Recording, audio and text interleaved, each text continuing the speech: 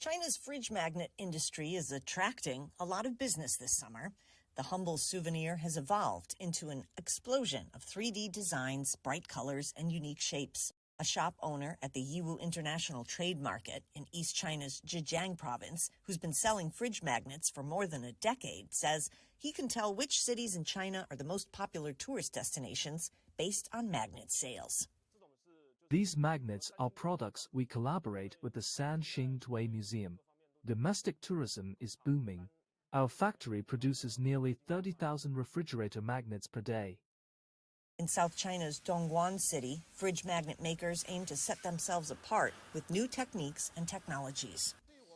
For our production, we focus more on details such as precision and texture, and we address these issues through mold development. According to information from a Chinese big data platform, orders for fridge magnets during the summer vacation period have increased by 228% year on year.